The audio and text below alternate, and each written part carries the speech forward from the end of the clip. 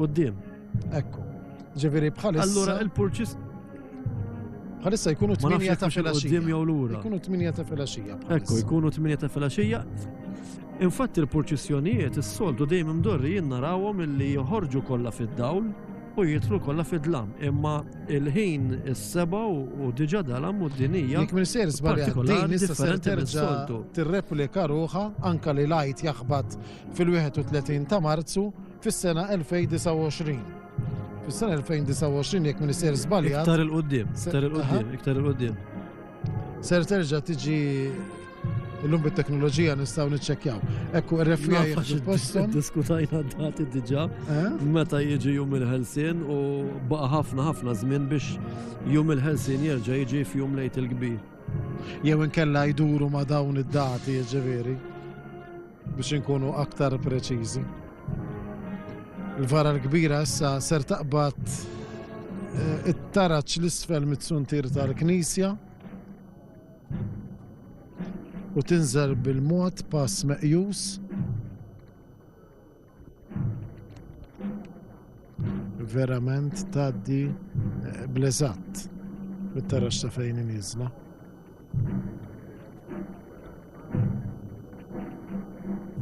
Naraw li kull tarġa li jinżlu iż-żaqżieqa li tisma' tal-lasta minn fejn qegħdin aħna li prattikament qegħdin eżatti niġu wiċċna mal-istatwa jew niżda minn fuq it-suntir tħossha għandek ċertu emozzjoni u ċertu biża' ġo fik. Wara il-vara l-kbira issa ħirġin is-seba' kelmiet, dawn kienu is-seba' kelmiet li Sidna Ġesu Kristu qal meta kien imdendel fuq il-għawda tas-salib. Tkun is-sena 2086 biex ħattilejt jerġa' jaħbad ma' jum il-ħelsien. 86 ġifieri aħna ma nilħuq żgur. Irridu nkunu għalaqna 110 snin ikolli. Mhux ma nilħuqx, ma nkunux għadna din nagħmlu trasmissjonijiet aħna żgur li le. Le, jiena kolli 110 ta' diffiċli. Edin naraw is-seba' kelmiet li huma niżlin minn fuq it-suntir, sitio li tfisser għandilaċ, kif diġà għadna konsumatum est kollox mitmum pater in manus ta' skomendum spiritum mium missir fidejk jien nerħiruħi, forsi nkun nistgħu naraw ukoll aktar dawn il-bandalori għaliex biex wieħed ikun qiegħed jgħidhom bil-Ladin mhux daqstant faċli. Deus mejus tikkodere quiti vistime alla tiegħi għaliex tlaqtni għamil diko tibi odi emmeku meris in paradiso il-lejla stess ngħidlek li tkun miegħi fil-ġenna. Naħseb illi kollha għadnihom mhux hekk. Għandna waħda partikolari li fuq quddiem ma stajtx naqra. Jekk jista' d-direttur jerġa' jtina nkwadrazzjoni tal-vara l-kbira ħalli nagħtu ftit informazzjoni dwarha hija tiffigura l-Madonna San Ġwan u l-Madalena u maxol fil-kartapesta ta' Karlo Darmanin u saru fis-sena 1876. Kien grupp li ħallas għalih Antonio Paris li ħallas ukoll il-finamenti tal-fidda tas-salib li saru minn Paolo Paċo għamu 45 skut. Il-kurċifiss li qegħdin taraw sar fis-sena 1894 xogħol fil-kartapesta tal-Bormlis Abram Gatt. Is-salib sar fl-1894 minn Lorenzo Busuttil illi wkoll għamel bradella tal-vara tal-Kunċizzjoni.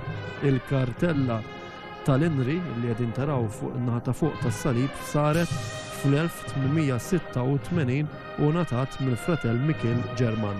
Jekk innotajtu anke fil-mixja li mxiet biha l-vara l-kbira, hawnhekk il-vara l-kbira titqabbes xi naqra. Ġifieri ma tieħux dak il-pass meqjus imma għandha ċertu moviment li tkun qiegħda tieħu waqt li tkun qiegħda tintrefa' mir-reffija. Issa minn hawn ftit ieħor ser nkunu qegħdin nassistu wkoll għal żewġ statwi oħra, waħda magħrufa bħala l-monument, dak li qegħdin naraw issa, Kristu mejjed fl-urna, illi hawnhekk hawn refa partikolari ta' kif ikun qiegħed jintrefa dan il-monument illi fl-modi jingħad illi il-monumenti kienu jintrefaw mis-saċerdoti li kienu jkunu taħt il-fall drappa li ddawwar il-monument u li ma kinux ikunu qegħdin jidhru. Kien hemm mirħula oħra pereżempju ġieni f'moħħi ħalqormi li dan il-monument ikun akkumpanjat mill-Kavallieri tas-Santu Sepulkru. Anka l-bies hawnhekk li qegħdin naraw li jilbsu r-reffija ta' dan il-monument taraw il-lasti mhumiex dritti. Imma jduru dawra tont miegħu Infatti imlibsin zimarra aktar milli għandhom kunfratija. bandila sabiħa ta' dan il-vara ta' din il-monument. Ara bandila tija waron, jek fin-nota, fejn is-soltu naraw il-vara id-dur bil-kontra minn wara l-qoddim, ġifiri jek ta' qoddim qegħdin iduru lejn il-lemin ta' wara qegħdin iduru lejn ix-xalit. Fil-monument id-bandila tmur wara u qoddim fuq iż-żewġ l-istess naħa.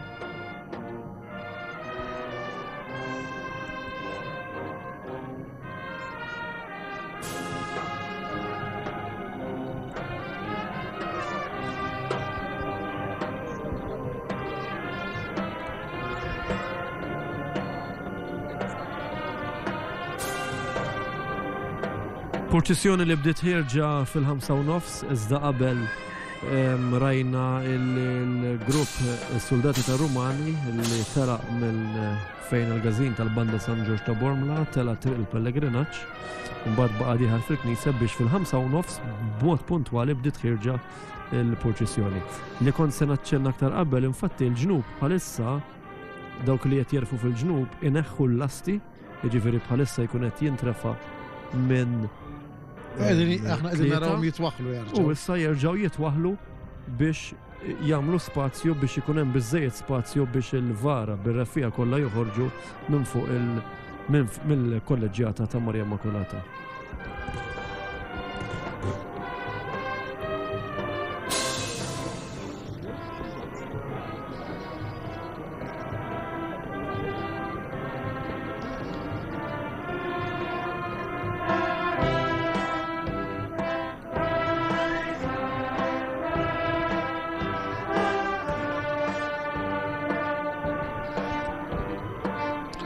Ekk il-monument issa dar id-dawra sabiex jinataw daqtejn fuq il-bradella tiegħu sabiex issa jiġi mistrieħ fuq il-forċina ħalli minn hawn ftit ieħor jarġa' jkun qiegħed iħalli t-suntir tal-Knisja sabiex jimxi wara l-vara l-kbira mbagħad ikun qed jonqos li nkunu qegħdin insegwu l-aħħar vara li ser tkun qiegħda toħroġ hawnhekk mill-kolleġjata, il-vara ta' Marja Addolorata.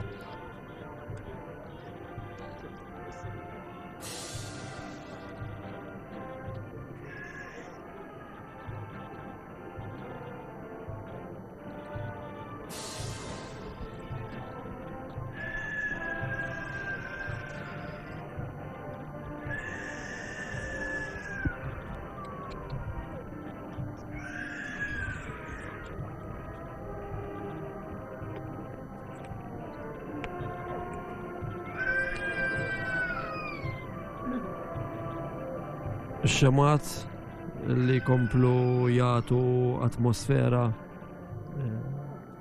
sabiħa tal-ġimgħa mqazza bil-fanali mixawlin ukoll. Niftakar f'dawet jenu u nġib quddiem għajnejja il-fanali li jikkumplimentaw il-brazzi li jikkumplimentaw il-vari tal-lokalità taż-Żejtun. Ekku. Il-ħoss tal- Kwereċ il-kapitlu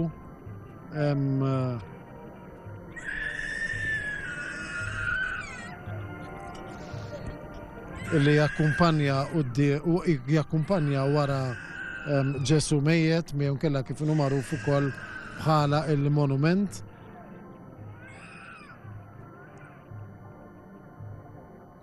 Flimkien mal-kantur. Il-kantur huwa il-kanonku li jkun qiegħed iżorm il-virga u li kif huwa inkarigat fil-funzjonijiet huwa dak li jkun qiegħed jintona l-glorja. Interessanti din it-bandila li jien qed nara minn hawn fuq. It-bandila li kif għedna mhux ta' quddiem jieħdu naħa u ta' wara jieħdu naħa oħra, imma pratikament hija l-istess bandila minn naħa sa oħra.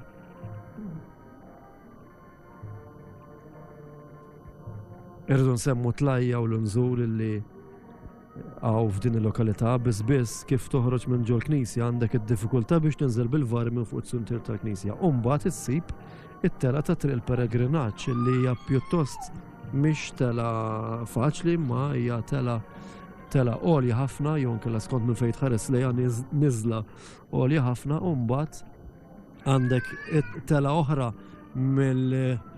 quddiem il-Knisja ta' Santa Teresa u tibqa' tiela lejn ix-xajra ta' Bormla, tela pjuttost diffiċli biex imbagħad l-aħħar niżla li jkollhom qudiemhom triq l-oratorju.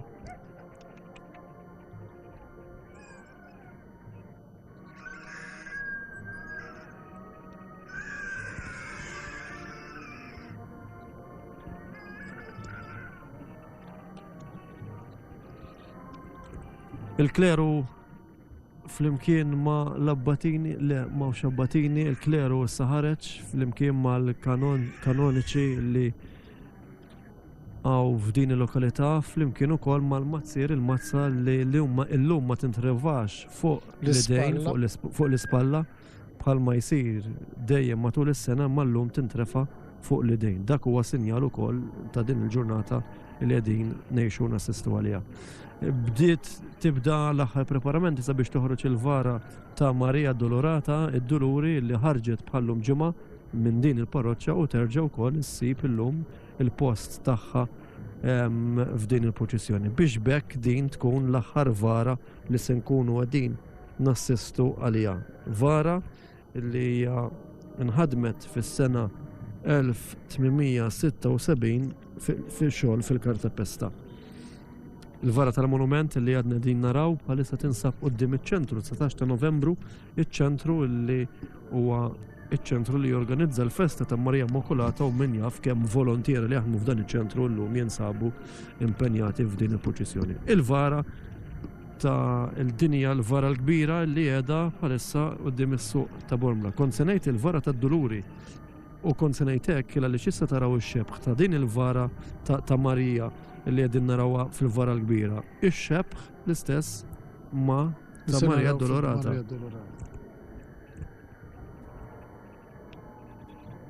Ikunu ġemat impenjattivi daw il-ġemat li għadna kif għaddejna minnhom għaliex sakemm jintramaw il-vari, sakemm tiġi armata l-Knisja biex jintrama s-sepurklu, biex isiru il-preparamenti anka l-funzjonijiet liturġiċi mill-abbatini li jkunu qegħdin jagħtu il-korrijiet. Ġifieri irid ikun hemm sinkronizzazzjoni ta' dawn in-nies kollha li ngħid mhux għexieren kull parroċċa, imma mijiet ta' nies li jkunu qegħdin jagħtu sehemhom sabiex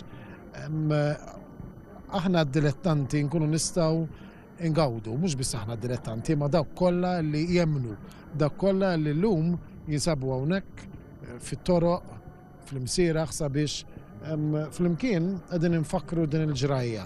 Din il-ġrajja daqstant kbira li permezz tagħha ġejna mifdijin, li permezz tagħha aħna irbaħna iċ-ċans li nkunu qegħdin ingawdu lill-Missier Etern fl-eternità. Issa huwa sta għalina li nkunu qegħdin nagħmlu dan illa għaliex Alla tagħna l-libertà kollha, libertà illi anka fl-aħħar momenti ta' ħajjitna nistgħu narġgħu nirritornaw għandu u narġgħu nkunu qegħdin ngawduh fil-glorja. Il-vara ta' Marija Addolorata li saret mill-istatwarju Karlo Darmanin fl-1876, is-salib u s-sellum tal-Libanon ħadmu fl-1896 minn Emanuele Pulle. Il-finimenti tal-fidda tas-salib, ir-raġġiera li qegħdin naraw bl-istilel, il-kuruna tax-xewk, l-imsiemer u s-sandli għamilhom l-arġentier Giuseppe Gallia. Illi żar imdendel qegħdin taraw mas-salib flimkien ukoll mas-sellum sar minn Georgina Frendo fl-1937 fuq disin ta' Abram Gatt. Qiegħed tara il-wiċċ ta' Marija Addolorata ta' Duluri flimkien ukoll max-xebħ perfett tal-Madonna fil-vara l-kbira. Din il-vara f'dan li qegħdin naraw bħalissa hawnhekk huwa xhieda ta' devozzjoni li hawn lejn Marija Addolorata. Għaliex wieħed jista' jinnota it-tiżjin fl-arġenterija fid-deheb li għandha din l-istatwa fosthom is-sejf, l-imsiemer li qiegħda żżomm f'idejha għandha xurkett li huwa ex voto bla dubju ta' xejn ukoll il-kullana li għandha mdendla ma' il-Madonna li wkoll hija tidher li hija ex voto għaliex fl-ebda vara ma naraw li l-Madonna tkun imżejna b'dan il-metall prezzjuż fil-vari tal-ġimgħa l-kbira ekku. Qegħdin naraw il-kuruna tax-xewk